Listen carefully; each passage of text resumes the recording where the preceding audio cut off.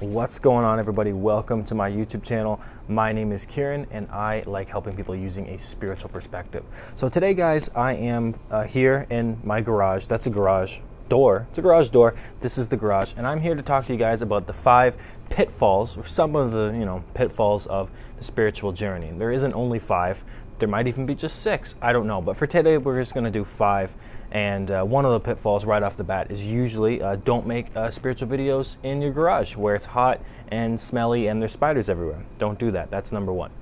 No, it isn't. But it should count as number 1 for any journey. Don't make videos in your garage. Other YouTubers, people. It's usually not a very good experience. But in any case, I am here. I am alive. I hope you guys are alive too.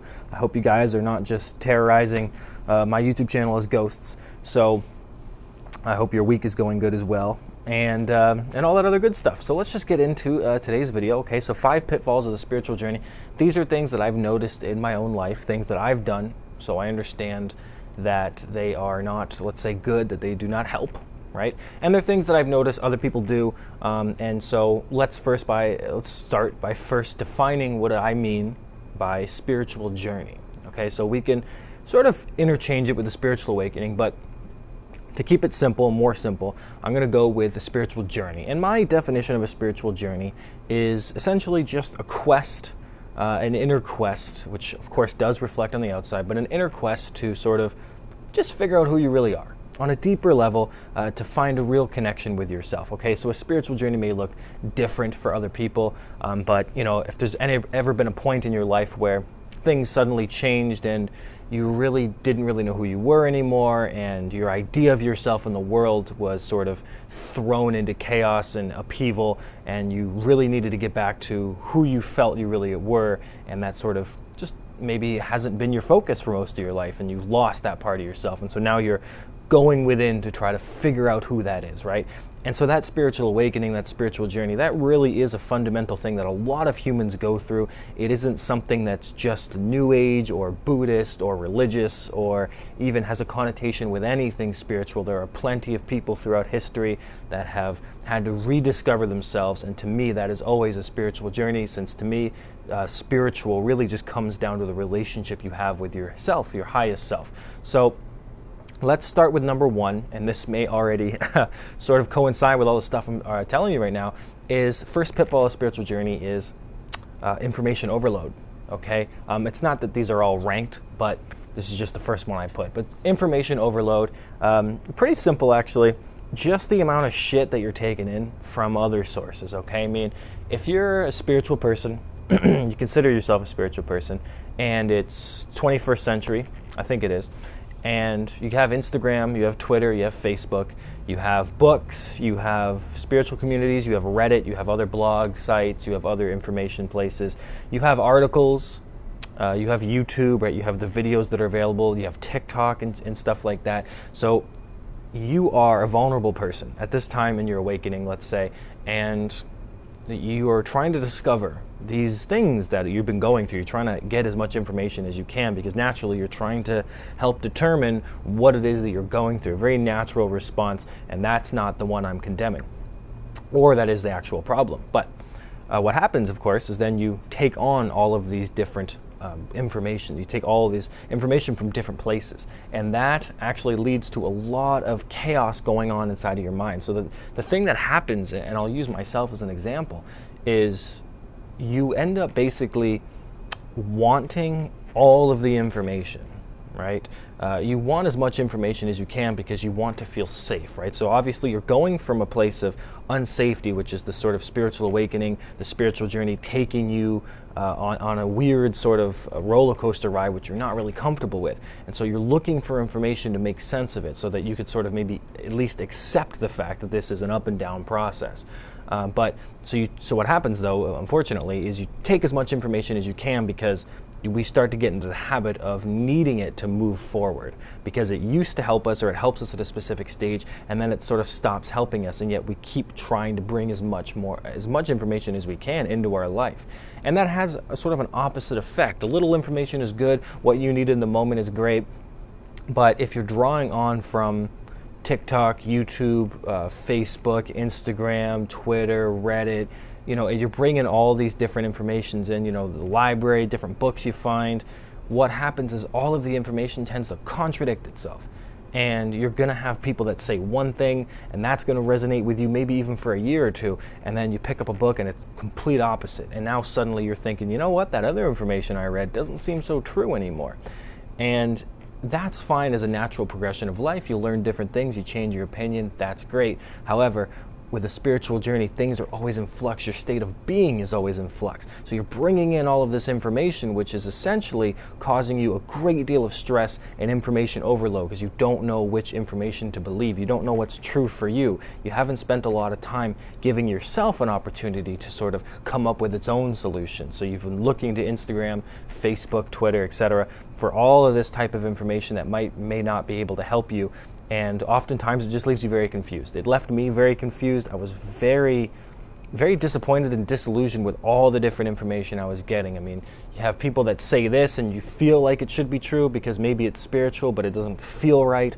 And then it takes kind of a while to find other people that may have the realizations you're coming to because they're not as mainstream, right? You looking for maybe information that's sort of personal to you, and all you really come up with is a bunch of new age half-assed pithy quotes that don't really do the job, don't really get it done, and you're kind of left feeling very disappointed, and your expectations rarely have been met with the information you're trying to take in, right? So it can be a very harrowing process, and the information, while it can be good in limited doses, becomes very harmful to your mental state after a while. So it's important to remember during the spiritual journey, your own process, that it's less is actually more, okay? You don't want to take in too much, all right? So a good metaphor for this is I make music. I don't know if you know that. I make music that's probably slightly above average. And this music is better when it's less. It's better when it's less. I guess that's a complete sentence. What I'm trying to say is that when I add instruments and different things, maybe I add a saxophone, an FX, maybe some sounds at the beginning, some nature sounds, bird sounds or something. I add some drums, a guitar. Does it really need the saxophone? Does it really need another bass? Does it need a pad, a synth, a saxophone, an FX, a bird sound? Does it need all of that? Do I need 15, 16 different sort of musical loops, I guess you want to call them? Do I need that? Or can I condense it down to about 9 or 10?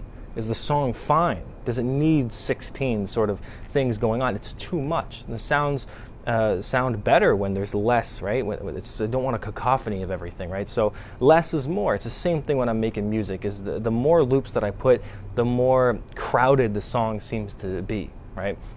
And it's the same thing with your own awakening journey, with your own spiritual journey. There's going to be some things that are really helpful for you, and you want to use them, you want to take them in, but you don't want to take too much in, and you'll usually know when you're taking it on too much, because you'll start to feel really stressed and very, very confused about what to believe. Once you start to reach that sort of level, you know that maybe it's time to take a step back, okay? So the second thing that I would say is a pitfall in the spiritual journey would be to force things, okay? Now this is definitely something that humans love to do. We love to force things. We love to put things where they don't belong. I think that's basically rape, really, things that don't belong. And we try to make things happen that don't really need to happen.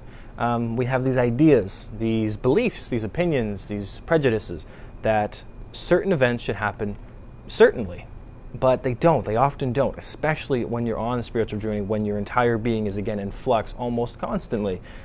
Your belief about yourself is in flux. That's what that means. So to try and force things is to try and force yourself to be a certain way. And it's very, very hard to do that on a spiritual journey, because you're actually uncovering who you thought you weren't, or who you thought you were. It changes, it differs. It differs from the life that you had when you were sort of growing up before this sort of awakening of sorts, right? So forcing things is something we try to do a lot. We try to control. We try to make things happen according to our mind. Our mind has a plan, and the plan says A, B, and C should work if I do X, Y, and Z. And very rarely does that ever work. It doesn't really work in life, to be honest. A lot of the time we get lucky, and a lot of the time our plans work because they're safe and tested and true. but that doesn't mean that it brings us happiness. It doesn't mean that it brings us success, and it certainly doesn't mean that it actually gets us what we want, because a lot of times in life you want something, and even when you get it, you feel very disappointed when you have it, like it's almost not what you really wanted. So trying to force things in your spiritual journey is a huge, huge mistake. I do it still. It's a very, very hard thing to sort of get around, because you'll know when you're forcing things, because I mean, even physically, your body you'll feel the effects of that. You'll feel tired, overworked, exhausted, anxious. Your heart will be always in a sort of state of sadness to anxiety to fear. You know, it'll be in that kind of state. Your mind will be racing. Your breath will be shallow. Right? When you feel like you're forcing things, like as if you were actually pushing something and really, really heavy, like pushing a boulder up a hill, and you would feel the effects of that, and it's just a very exhausting thing, and you start to realize, like, why am I even pushing this boulder up this hill, right? You start to kind of figure this stuff out for yourself, and that's kind of when you begin to let go. But it's very hard to actually get to that point, because a lot of us don't see the task of pushing the boulder up the hill as a useless thing. We feel like it's going to get us somewhere. There's a sort of Greek, I guess, would you call it a myth, a Greek story or something, a parable maybe, of, I forget the guy's name, let's call him Jimmy Two Shoes, and Jimmy Two Shoes has to push a boulder up a hill, and I guess his punishment, basically every day, and right before he gets to the top, right before he completes it, it goes rolling all the way back down the hill. I think it's like some sick practical joke by Zeus or something like that.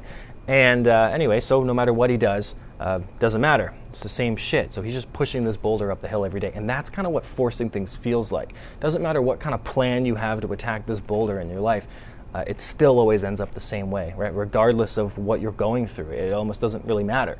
Your financial issues, what you're going to do next, your love life, where you want to be, where you want to go, how to do the next step that you feel called to do.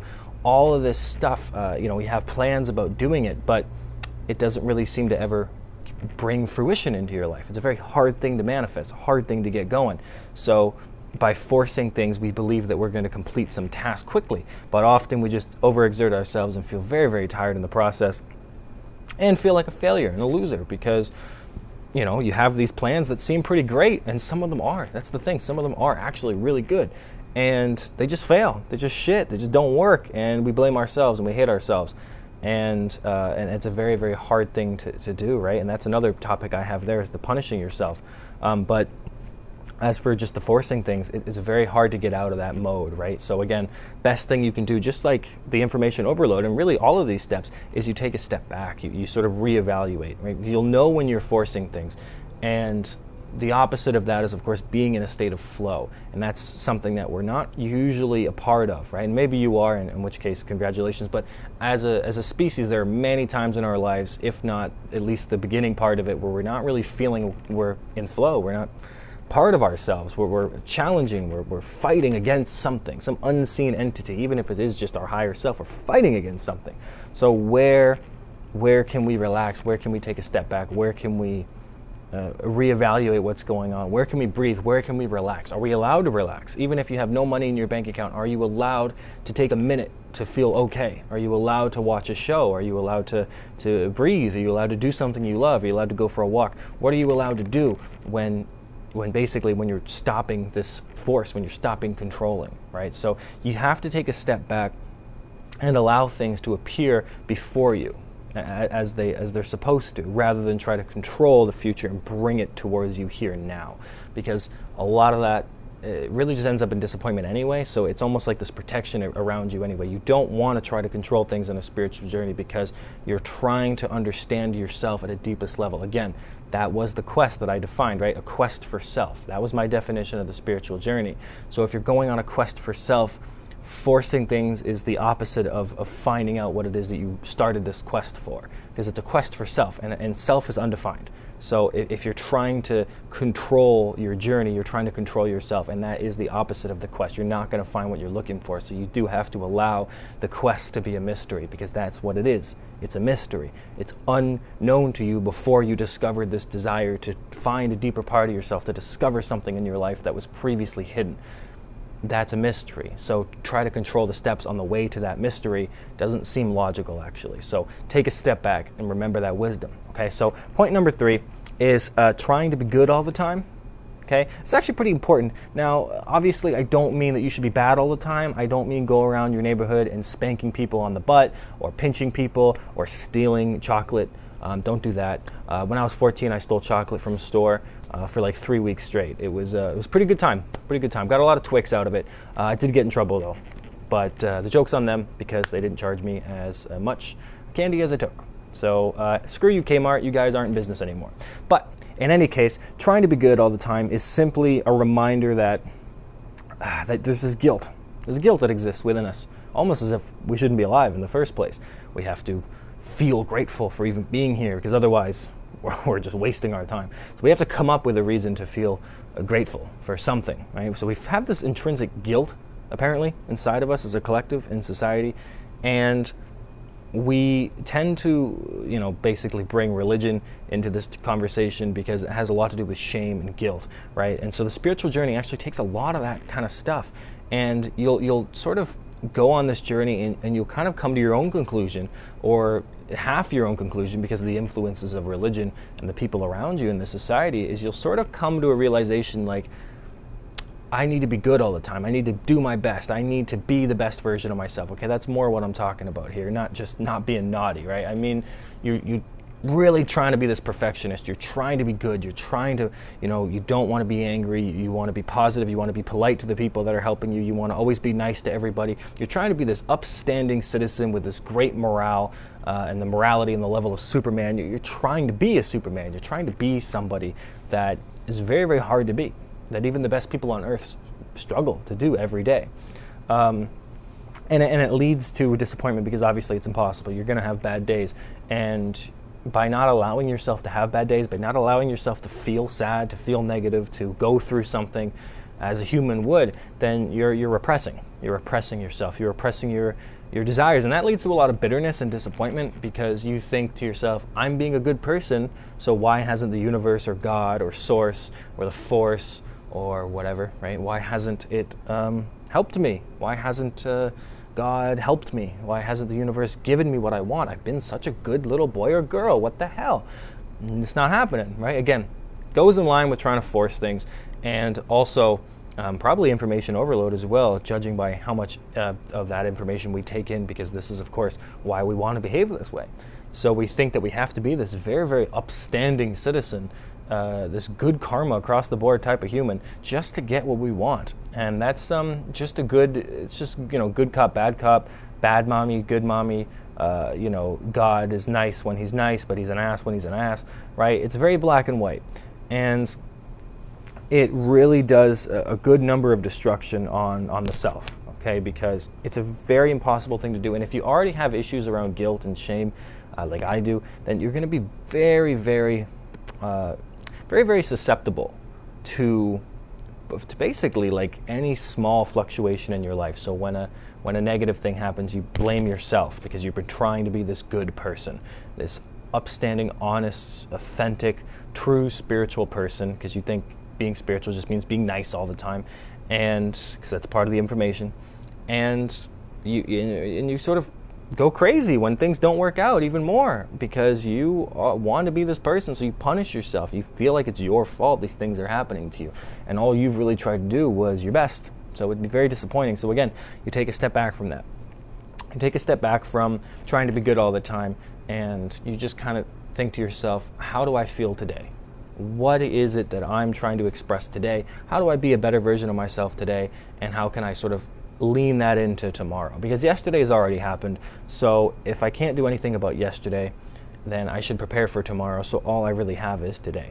So in that sense, your goodness shouldn't be defined over the space of your whole lifetime. It should be defined over your own current experience, because there are plenty of times in your life where you're going to feel shitty, and you should honor those feelings, because they will take you through. They will take you through to the next one. But if you bury them and you try to be this very positive person all the time, you're actually setting yourself up for failure, and you'll become very bitter towards the universe and towards yourself as well. So in any case, try to take a step back from that mode of behavior, because it's something that I actually still struggle with. So we'll go on to number 4, which is egoic backtracking. And by that, I kind of just mean the repeating thoughts that you basically listen to, even though you know better. So egoic backtracking, what's an example of that? Well, you know that you shouldn't, let's say, like self-sabotage, and you know the steps that you take or have taken in the past that lead to self-sabotage, and you do it anyway. So you basically listen to these negative thoughts about yourself, right? I'm a piece of shit, I'm a loser, I'm not going to get anywhere, I'm worthless, no one's ever going to love me. Okay, these are thoughts that come into your head, and there's absolutely no justification for listening to them. If you can see them like birds, sort of bird song, it becomes much easier. So if you sort of pause and listen, in the background I can hear birds, right? Now they're just chattering, right? They're just chattering. Now, inside of your head, it's the same kind of thing. You have these thoughts. So these birds chattering, not actually that big of a deal, because it's with your own voice, which is why we take it so seriously, but it is just chatter. So I'm a loser actually means just the same as I'm a great person. Both chatter. They don't really have any truth to them, not as words, okay? Not as just words in your head. There's no truth to them because they're just sounds. So if you're hearing a sound inside of your head that's trying to lead you down spiral, right, and it's this backtracking, you've already actually passed it. So it's like the part of you wants to go back and live through it again, even though you've already done it, right? So from one perspective, maybe you're trying to really integrate the lesson, but from another perspective, you're afraid to keep going, so you go back, right? And they both could be true. But the idea is that when you go backwards, you obviously are stopping yourself, you're stopping your own momentum. So it can be very tricky to pay attention. That's why things like meditation, mindfulness really help, doing things that relax you so you can be more aware of your thoughts and stuff, so you have the idea, the knowledge, the wisdom in the current moment to sort of say, oh, these are just thoughts, okay, fine, like I understand that they're happening, but I can still move forward, I can still go ahead, I recognize these thoughts, but I've dealt with them before and I know what it is, so I'm going to keep forward. But a lot of us want to sort of listen to them, go through the process, even though we've already learned from it. So it's not a very special topic, but it is something that we do a lot, and so it just helps to be mindful of that, okay? So again, backtrack. Take a step back. I don't mean to say backtrack. Take a step back and just look at things as they're happening, right? As if you could be perched up on a ledge somewhere, seeing things, right? Like a gay owl up top. I don't know why he's gay, but this is a new century, right? We have gay owls, okay, guys? So number 5, and this is what I was talking about earlier, is punishing yourself. Punishing yourself is a very, very easy thing to do, because we are taught in the spiritual journey that everything is a reflection of you right now.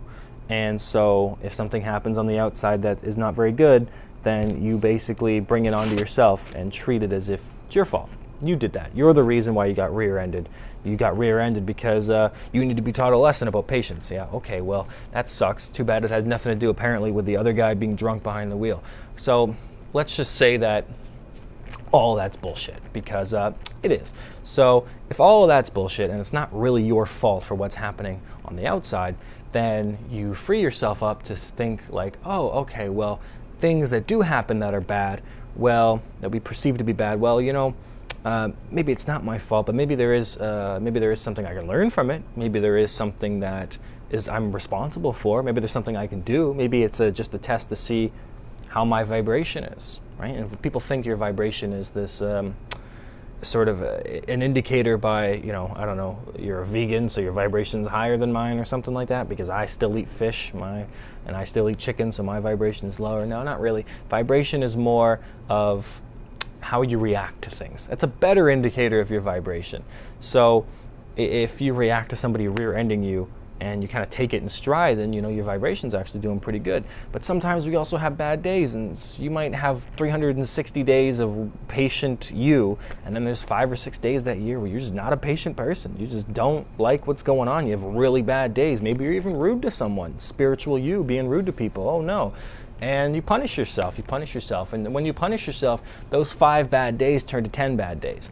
And you punish yourself, and those 10 bad days tend to go into 20 bad days, and keep punishing yourself. And suddenly, you've got 50 or 60 bad days. And those bad days only exist because you punishing yourself. It's actually kind of funny when you look at the history of your life and your moods, and if you can actually look back over the course of even just the last 3 months, think to yourself how many of your days were actually bad. There's probably going to be a few, okay? Think about that. There's probably 2, 3, 4 days where something legitimately bad happened, something really was negative, you really didn't feel good, you were sick, maybe someone broke your heart, okay? You're going to have a handful of legitimately bad days. And then on top of those bad days, start to think about how you reacted to the bad news or whatever was going on in your life. Because the chances are, you probably added about 2 or 3 days of bad days per just that one bad day. So that one event now turns into a 3 or 4 day span, all because you were punishing yourself. Because if something happened, it was your fault, because you were trying to be good, you were trying to get this going, you're trying to have this plan laid out, but it went to shit, and suddenly it's all your fault, because that's what all this information overload's been saying to you. It's been saying to you, well, your outside reflects your inside, and the spiritual journey is all about the inside internal, so if something bad happens on the outside, it's because you brought it onto yourself, and that's on you, because you were thinking fearful thoughts, right? This is complete nonsense. I cannot stress that enough. And this was one of the things that really damaged my momentum going forward over at least last year. It was a really damaging topic for me because I really fell into the trap of that sort of thinking. And it was a pitfall. This is, again, why I'm talking about it here. And it really did not help me, and I felt really bad about myself for every time something happened. And it was very hard for me to get out of it. And I don't want people to go through that as well, because it's very... Not only is it just harmful for obvious reasons, but it's the opposite of what this is about. A quest for self, a spiritual journey, is not about finding new ways to hate yourself. It's about finding new ways to love yourself. It's about finding the reasons that already exist to love yourself, finding the truth and the wisdom that's really already inside of you. And that stuff wouldn't result in more words in English, that wouldn't result in more guilt or shame, and it wouldn't result in punishment, self-sabotage. That's not what would happen. So the quest for self leads to good, leads to honesty, leads to love. Okay, yes, it leads through negative emotions and things that have been buried and repressed, absolutely. But it does not lead to some sort of realization that you are the worst person that's ever happened. And every time something bad happens on the outside, you've got to hurt yourself. So, and you got to blame yourself. You don't have to do that, guys. It's not your fault. Never was and never will be.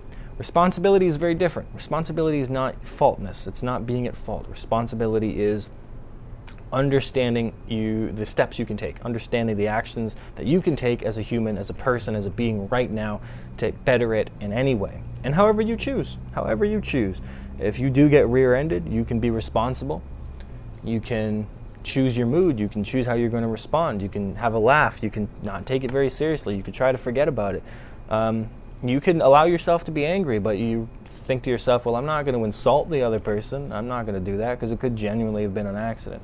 So you get to be responsible for things, but that doesn't mean it's your fault. It's very, very different energy, okay? So punishing yourself is a very hard thing, and it actually adds to your bad days and really takes your year. And if you look at it, and I really do want you guys to look at it, you'll notice how many days were just wasted by you punishing yourself, and you didn't need to, right? Something bad happened. That sucks. Sucks. Sucks. It sucks. It sucks. It's not your fault. So allowing that to happen, allowing that reality to sort of exist, take a moment again, take a step back, breathe, allow yourself to sort of just get out of that, to get out of that energy. So you'll see how they all actually sort of blend into each other, right? You have all this information that too much to handle, and you try to force things because of all this information. You try to be good all the time because that's part of the information. You begin believing things that you previously have already overcome because, well, shit, you're trying to force things. This is what happens. And then you begin punishing yourself because something doesn't go the way you wanted it to. It's got to be your fault because of the information. So it's a step-by-step process. All of these things are not the only pitfalls, but they are some major ones. And just look out for them. Look out for them, guys. So anyway, I hope this video was helpful. I think I have a spider in my nose. I hope you guys have a good Thursday, a good weekend. I hope to talk to you guys soon. And other things. I'm not very good at ending things. So I'm just going to trail off, and hopefully you guys won't have to hear me talk anymore.